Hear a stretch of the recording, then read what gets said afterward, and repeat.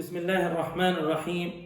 الحمد لله رب العالمين، والصلاة والسلام على رسوله النبي الكريم محمد وعلى آله وصحبه أجمعين ومن تبعهم بإحسان ودعا بدعوتهم إلى يوم الدين. أما بعد، فقال الله سبحانه وتعالى: فأعوذ بالله من الشيطان الرجيم. بسم الله الرحمن الرحيم.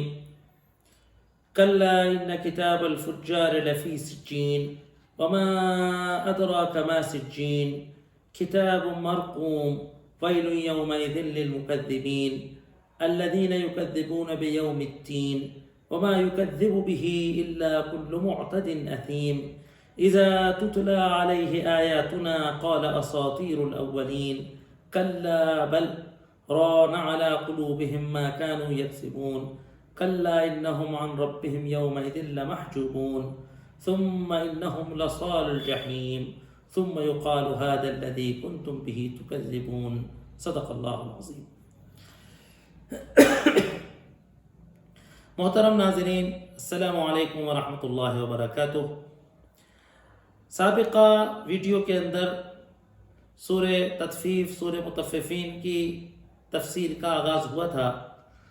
سورت کے زمن نزول و شان نزول اور سورت کے مختصر مضامین سے متعلق تمہیدی گفتگو ہو گئی تھی، اور اس سورت کا جو پہلا حصہ ہے، آغاز کی 6 آیتیں، جو ایک اخلاقی برائی کا معاشروں میں پھیلنے والی اور خاص طور سے تاجرانہ معاشروں اور کاروباری معاشروں میں پھیلنے والی ایک برائی کہ ناپ تول میں کمی بیشی، ترازو میں ڈنڈی مارنا، دوسروں کی حق تلفی کر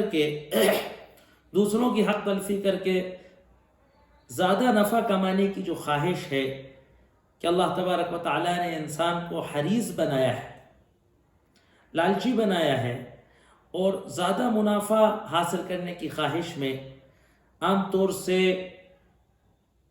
انسانی معاشروں کے، خاص طور سے تاجر اور کاروباری معاشروں میں یہ ایک برائی پھیل جاتی ہے.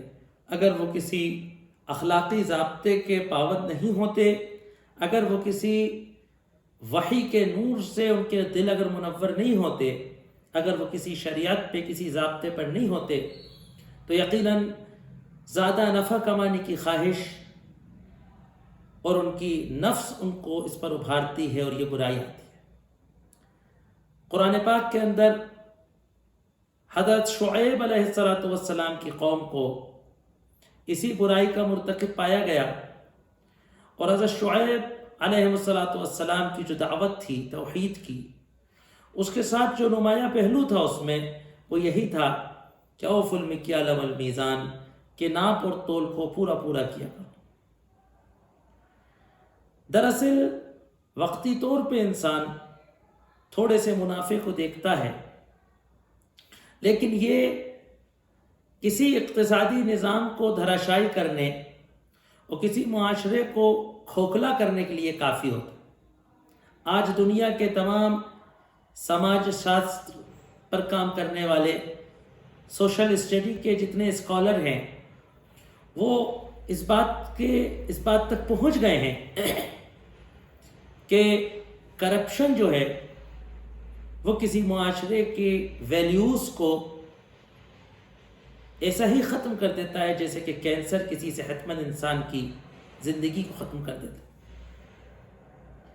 تو اس برائی کی طرف قرآن نے ابتدائی آغاز کی 6 آیتوں میں گفتگو کی کہ لوگوں تک ان کا حق پورا نہ دینے کی، لوگوں کو ان کا حق پورا نہ دینے کی ترکیب، چاہے وہ ناپ کر بیچنے والے سامان ہوں یا تول کر بیچنے والے سامان ہوں، یا پیمائش کر کے دینے والی چیزیں ہوں، کپڑا ہو، زمین ہو، پلاٹ ہو، یا گن کر دی جانے والی چیزیں ہوں.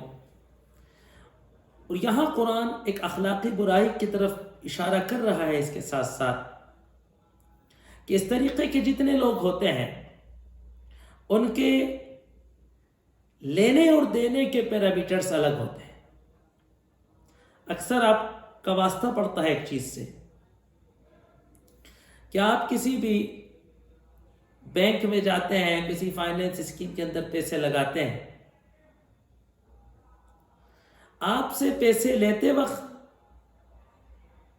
جو ویریفیکیشن اور ڈاکومنٹیشن کا جو کام ہے وہ بہت سہل اور آسان ہوتا ہے، لیکن آپ کا پیسہ دیتے وقت جتنی باریکی کی جاتی ہے، جتنا پیپر ورک کو باریک کیا جاتا ہے، جتنی ویریفیکیشن کو فلٹریشن کیا جاتا ہے کہ حیرت ہوتی۔ تو جب مجھ سے لینے کا وقت آئے تو کوئی بات نہیں، جو ہو دے دو، اور جب آپ کی طرف سے دینے کا وقت آئے تو انتہائی باریکی ہے نا، کہ جتنا کم دینا پڑے۔ تو یہ ایک انسان کا مزاج ہے۔ قرآن نے ان آیات کے اندر بتایا کہ دراصل یہ اخلاقی برائی آخرت پہ ایمان نہ لانے کا ایک نتیجہ ہے۔ آخرت کے انکار کی جو بہت ساری برائیاں ہیں، ان میں سے جو اخلاقی گراوٹیں ہیں، آخرت کا انکار کرنے والا جس اخلاقی برائی میں، جس خواری کے جس کھنڈ میں گرتا ہے، اس میں سے ایک برائی یہ بھی ہے کہ وہ ہزاروں کے سودے میں روپے 2 روپے 10 روپے کو مار کر بہت بڑی جیت سمجھتا ہے۔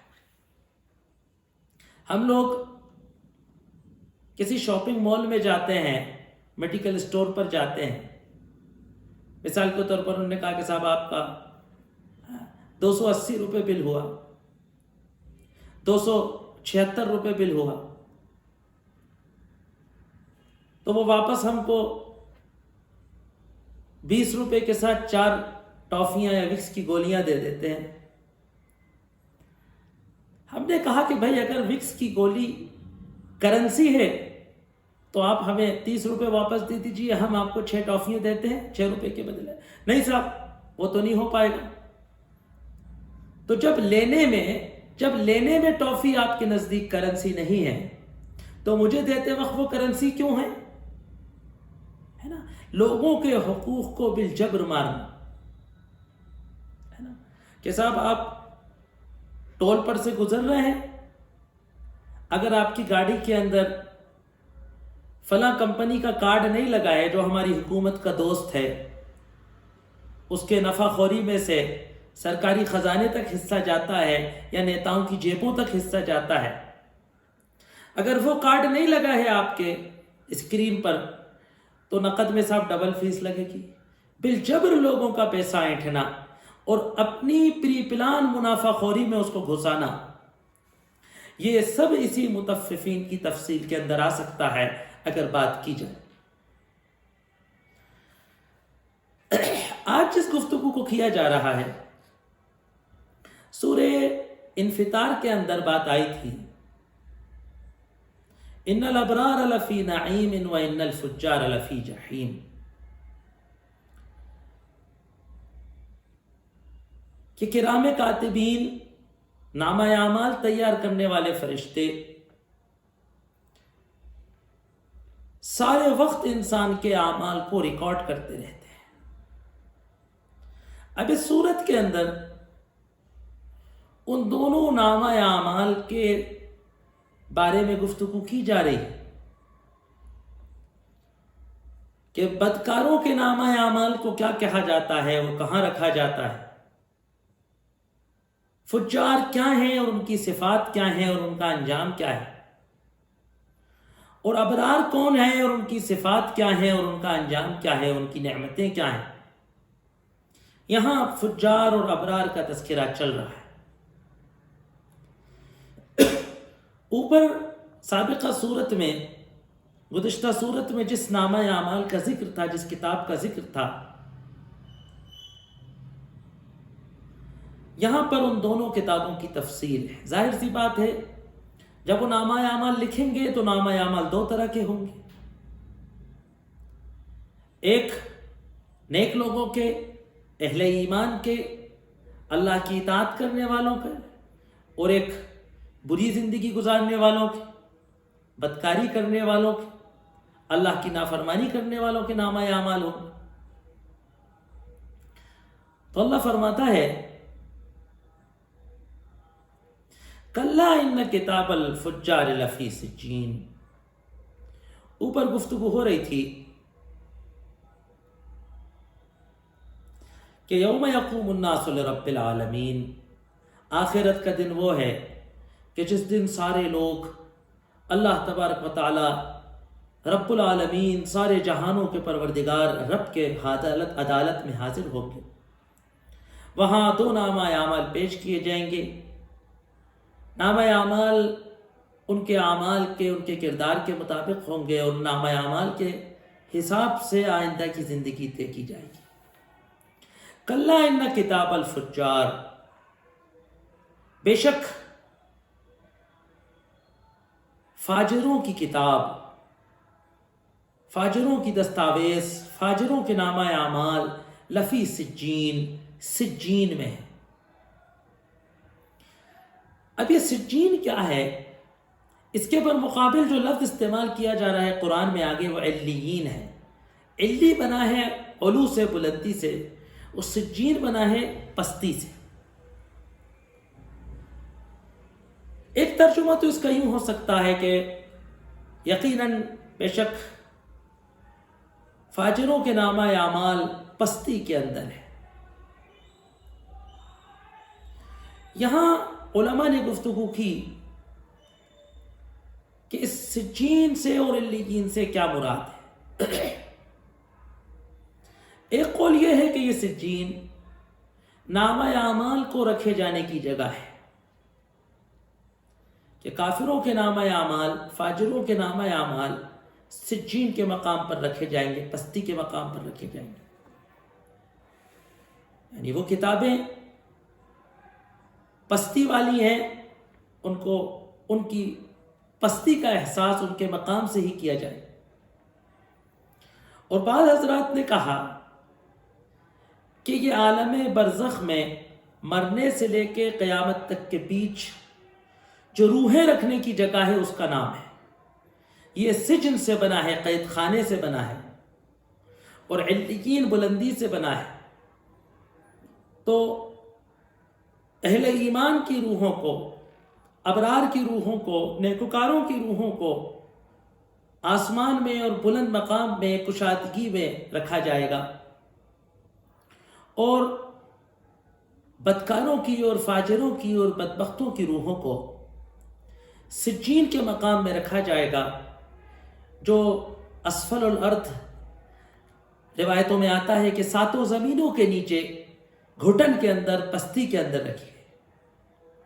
ایک طویل روایت میں آتا ہے کہ کافر کی روح کو لے کر جب فرشتے جاتے ہیں تو آسمان کے دروازے بند کر دیے جاتے ہیں، وہاں سے اس کو دھتکار دیا جاتا ہے، اور پھر اسفل سافلین، پستی کے اندر اور زمین کے تلے میں لے جا کر جو ہے سجین کے مقام پہ ان کی روحوں کو تنگی کے ساتھ اور قید کے ساتھ رکھا جاتا ہے. تو اس سے دونوں مراد ہیں. جس طریقے سے کہ کسی مجرم کو عدالت کے آخری فیصلہ سنانے تک، چارج شیٹ کے بعد فیصلہ سنانے تک خطرناک مجرم کو کال کوٹری میں رکھا جاتا ہے، اور سارے پولیس کے اور جیل کے اہلکار اس کے ساتھ سختی سے برتاؤ کرتے ہیں کیونکہ اس کا جرم سب کو معلوم. اور ایک شخص ایسا ہے کہ جو غلطی سے پھنس گیا ہے، پیشی ہونی ہے خالی اس کی، اور سارے ادھیکاریوں کو، پولیس کے آفیسروں کو معلوم ہے کہ بھئی یہ تو بڑا نیک آدمی ہے، بس پیشی ہونی ہے اور کیس خارج. تو بھائی آپ تو صاحب ٹھہر جائیے، آپ تو ہوٹل میں رک جائیے، 2 دن پیشی میں ہیں، آپ تو کسی اچھے ہوٹل میں رک جائیے، ہم آپ کو بلا لیں گے جب پیشی ہوگی. تو کلا ان کتاب الفجار لفی سجین، بے شک کافروں کی کتاب، کافروں کا نامہ اعمال لفی سجین، پستی کے اندر ہے.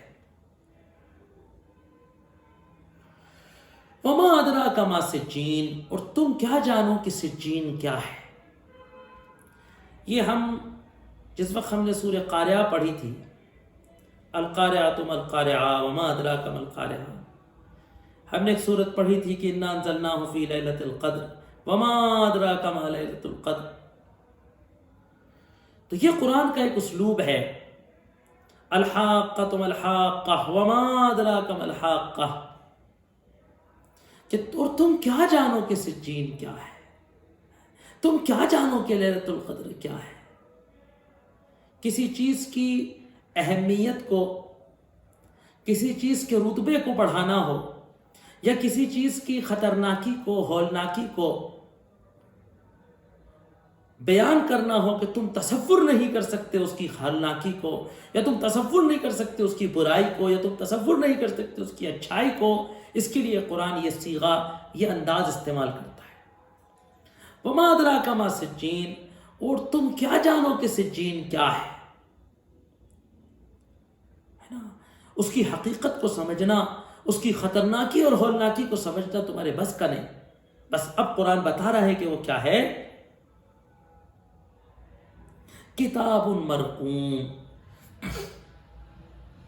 رقم کہتے ہیں عربی میں اصل میں نشان کو۔ عام طور سے پرانے زمانے کے اندر اور آج بھی ہمارے ویپاری بھائی، تاجر بھائی کیا کرتے ہیں کہ مختلف سامان ہوتے ہیں، کپڑے ہوتے ہیں، تھان ہوتے ہیں، تو 60 روپے میٹر دینا ہے، 110 روپے میٹر دینا ہے، 140 بتا کر پیسے کم کر دینا ہے، تو وہ آپس میں اس سامان پر کوئی نشان سا لگا دیتے ہیں، وہ کوڈ ورڈ میں اس کی قیمت لکھ دیتے ہیں کہ بھائی یہ 100 والا ہے، یعنی اب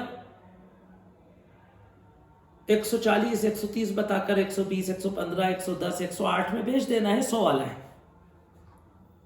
وہ جو نشان ہوتا ہے اس کو رقم کہتے ہیں۔ ایک دوسرا طریقہ ہے آج کل شاپنگ مال اور سینٹرز میں کہ سامان سب رکھ دیا جاتا ہے اور اس پر اس کا ریٹ اسٹیکر لگا دیا جاتا ہے کہ بھئی یہ اتنے کا ہے، تو نشان زد، کہ اس نشان کو دیکھا فرشتے فوراً سمجھ گئے جائیں گے کہ اندر اس کا مضمون کیا ہے۔ جس طریقے سے ہر اور ریڈ سگنل ہوتا ہے، آج کل ایک اور چیز چل رہی ہے۔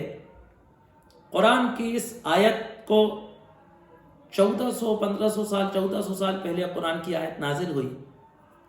آج ایک چیز چل رہی ہے ڈیجیٹل ترقی میں، ہمارے یہاں ہمارے بینکوں کی پاس بک پر جب ہم مال میں جاتے ہیں تو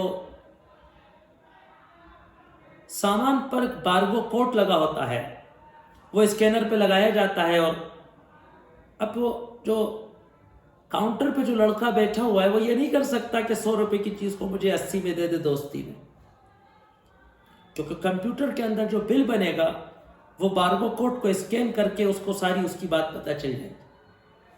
یہاں تک کہ ایسا بھی ہو سکتا ہے کہ ایک بارکوڈ کوڈ اسکین کریں تو کمپیوٹر کے اندر 2000 پیج کی کتاب، 2000 پیج کا انفارمیشن ڈاکومنٹ کھل جائے۔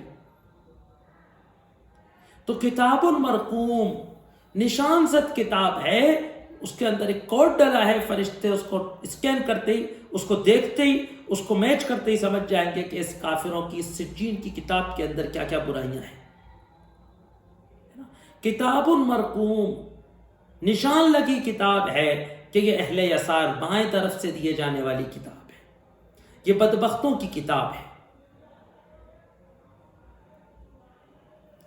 بس ویل یومئذ للمکذبین، وہ قیامت کا دن کہ جس دن یہ کتابیں پیش کی جائیں گی اور کافروں کے نامہ اعمال سجین کے فائل سے نکالے جائیں گے اور ان کے اوپر نشان زد ہوں گے، وہ ان پہ علامتیں لگی ہوں گی کہ جس سے فرشتے سمجھ جائیں گے۔ بس اس دن کا آخری ان کتابوں کو پیش کیے جانے کے بعد کا جو نتیجہ ہے وہ یہ ہے کہ ویل یومئذ للمکذبین، ہلاکت و بربادی ہو، ستیاناس ہو اس دن، ہے ڈر و خوف ہے اس دن للمکذبین، جھٹلانے والوں کی۔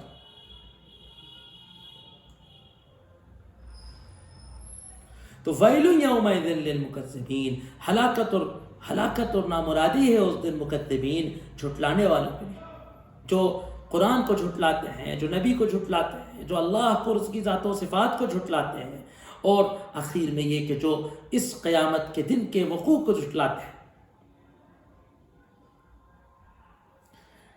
الذین یکذبون بیوم الدین، یہ جو مکذبین ہیں، جھٹلانے والے، اب ان کی کچھ صفات بتائی جا رہی ہیں.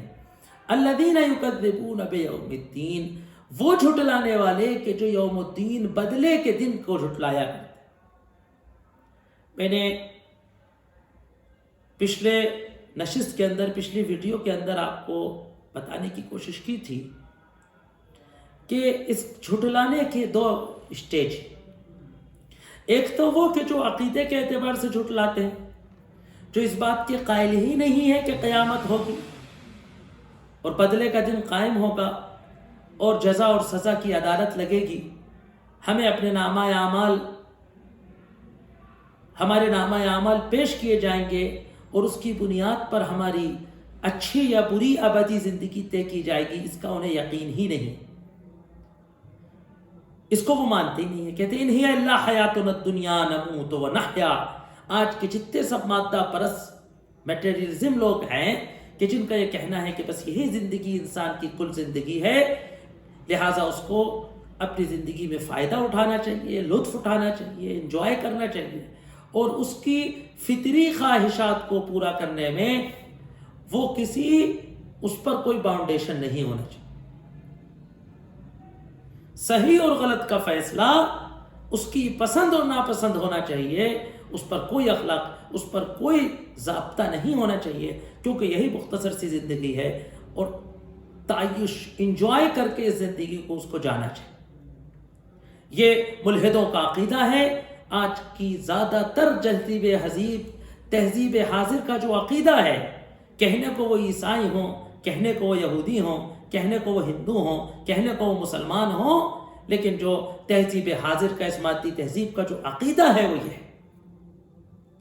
دوسرے مکذب وہ ہیں کہ جو عقیدے کے اعتبار سے تو اس بات پر یقین کرتے ہیں، اس بات کو مانتے ہیں کہ قیامت ہوگی، جزا و سزا کا دن ہوگا، لیکن ان کو دل سے اس بات پر یقین نہیں.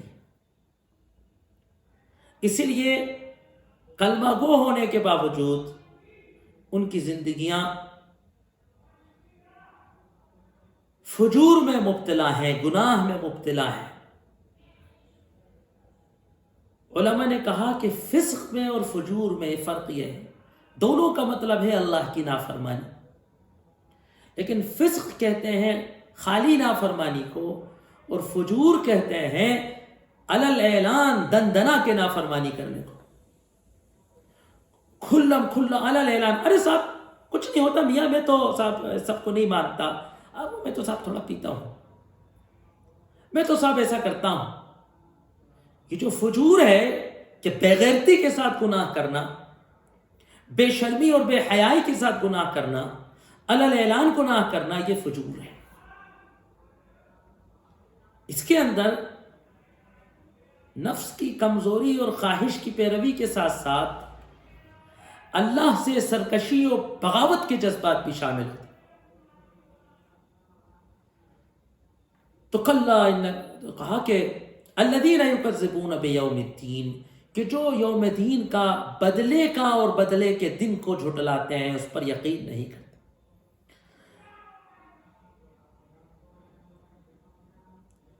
اب یہاں کچھ ایسی صفات بتائی جا رہی ہیں کہ جن کا حامل شخص قیامت کا منکر یا قیامت پہ یقین نہیں کرنے والا، اس کو جھٹلانے والا بنتا ہے نا. تو کہہ رہے ہیں کہ وما یکذب بہ، اور نہیں جھٹلاتا اس کو، بہی سے مراد قیامت، یوم الدین. وما یکذب بہ، اور نہیں جھٹلایا کرتا ہے قیامت کو، یوم دین کو، بدلے کے دن کو، الا سوائے کل معتد اثیم، ہر دراندازی کرنے والا اثیم گنہگار، الاثم والعدوان،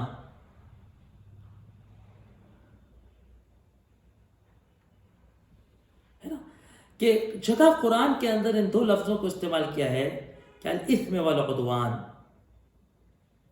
اثم بر کے خلاف ہے، نیکی کا اپوزٹ اثم گناہ، اللہ کی نافرمانی. اور عدوان کہتے ہیں جس کے اندر زیادتی ہو، درندازی ہو، جس میں علماء نے کہا کہ عدوان دوسرے کی حق تلفی، کسی کا مال کھا گئے، کسی کی زمین پر قبضہ کر دیا، کسی کو مکہ مار دیا، کسی کی غیبت کر دی، کسی کو گالیاں دے دی، کسی کا قتل کر دیا، ہے نا. تو دوسرے کے حق پر دراندازی کرنا یہ اعتداء ہے. اور اثم اپنے آپ میں گناہ کرنا، جھوٹ بولنا، نعوذ باللہ شراب پینا، فلاں عمل کرنا، فلاں عمل کرنا. تو وما یکذب بہ، اس کو نہیں جھٹلاتا الا سوائے کل معتد، ہر وہ شخص کہ جو حقوق پر اعتداء کرنے کا عادی ہو گیا ہے، دراندازی کرنے والا، اثیم، گنہگار ہے نا.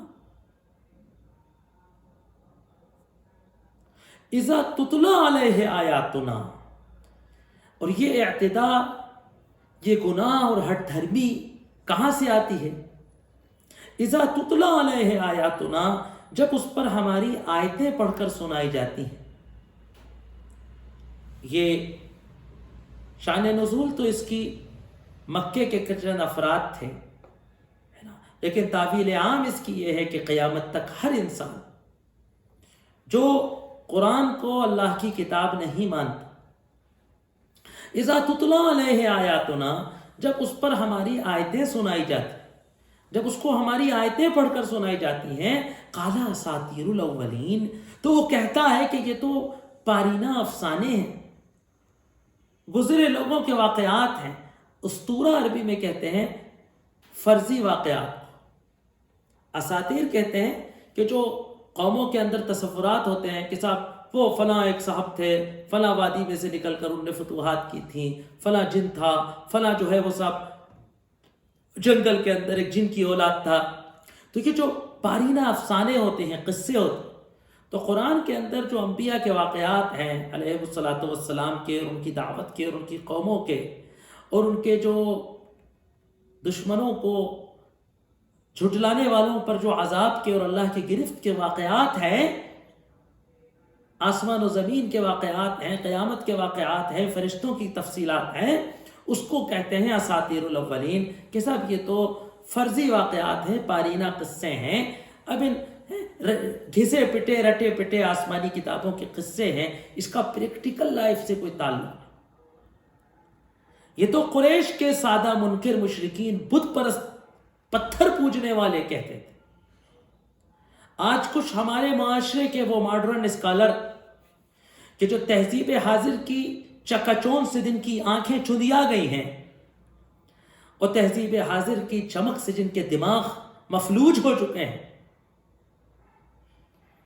اور غیروں کی تہذیب اور غیروں کے لٹریچر سے متاثر ہو کر وہ یہ سمجھنے لگے ہیں کہ 1400 سال پرانا عرب کے ریگستان میں اترنے والا قرآن یہ پارینہ قصوں پر مشتمل ہے. آج کی ماڈرن سویلائزڈ لائف کے لیے اس کے پاس کوئی گائیڈ لائن نہیں. برکت تو لی جا سکتی ہے اس کتاب سے، تقدس کی نگاہ سے تو دیکھا جا سکتا ہے اس کتاب کو، مردوں کو بخشوانے کے لیے تو پڑھا جا سکتا ہے اس قرآن کو، تعویذ تو بنایا جا سکتا ہے اس قرآن کا، لیکن انسانوں کی پریکٹیکل لائف کے اندر یہ گائیڈنس رکھتا ہو اور انسانی زندگی کو لیڈ کرنے کی اس کے اندر صلاحیت نہیں ہے. یہ پرانے واقعات اور یہ گزری ہوئی باتیں ہو چکی ہیں. آج ماڈرن زمانے میں کوئی ماڈرن گائیڈ لائن، شاید قرآن کی آیت کہ قیامت کو جھٹلانے والے وہ ہیں کہ جن پر اگر ہماری آیتیں پڑھی جاتی ہیں تو اس کو اساطیر الاولین، پرانوں کی کہانیاں، پرانوں کی کتھائیں کہہ دیتے ہیں. شاید آج کی یہ جو ماڈرن سوچ ہے جس کے اندر ہمارے ایمان نام کے مسلمان بھی شامل ہیں، بڑی عبرت کی بات ہے، غور کرنے کی ضرورت ہے.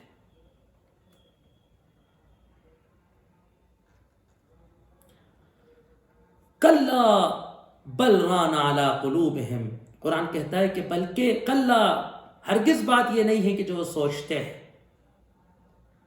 کہ قیامت ہو کر رہے گی. مسئلہ یہ ہے کہ ران علی قلوبہم ما کانوا، ان کے کرتوتوں سے، ان کے برے عمل سے، ان کے گناہوں کی زندگی سے ان کے دلوں پہ زنگ لگ گیا ہے. رین کہتے ہیں گمراہی کی پرت کا لگ جانا، زنگ. ایک چمکتا ہوا شفاف لوہا ہوتا ہے، جھلملاتا، اور اس پر اگر اس کا خیال نہ رکھا جائے، اس کی صفائی نہ کیا جائے، اس کو سیکل نہ کیا جائے، اس کی قلعی نہ گرائی جائے تو اس پر کھار لگ جاتا ہے، زنگ لگ جاتا ہے، پورا کالا. کلا بل ران علی قلوبہم، ان کے دلوں پر رین ہو گیا ما کانوا یکسبون، اس کی پاداش میں کہ جو وہ کیا کرتے. اب یہاں قیامت کے دن ان کی 3 سزاؤں کا تذکرہ ہے. کلا انہم عن ربہم یومئذ لمحجوبون،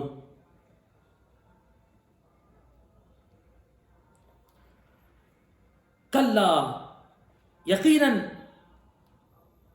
عن ربہم یومئذ لمحجوبون، وہ اپنے رب سے اس دن حجاب میں کر دیے جائیں.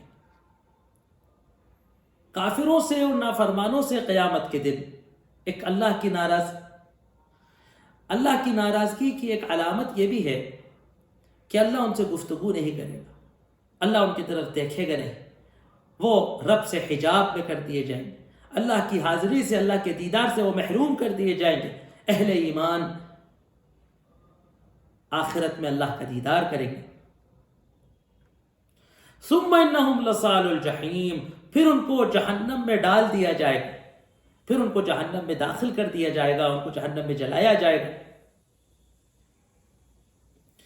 ثم یقال، پھر ان سے کہا جائے گا ھذا الذی کنتم بہ تکذبون، جب وہ جہنم کو دیکھ لیں گے، جب وہ جہنم کے اندر داخل ہو جائیں گے، جب وہ جہنم کے عذاب کو فزیکل طور پر حسی اعتبار سے چکھنے لگیں گے تو ان سے کہا جائے گا یہی ہے وہ کہ جس کو تم جھٹلایا کرتے تھے، یہی وہ یوم الدین ہے، قیامت کا دن ہے، یہی وہ جہنم ہے، یہی وہ عذاب ہے، یہی وہ تمہاری دنیا کی گزاری ہوئی زندگی کی سزا ہے کہ جس کا تم انکار کرتے تھے.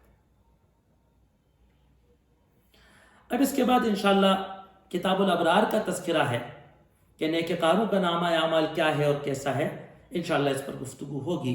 وآخر دعوانا ان الحمد للہ رب العالمین.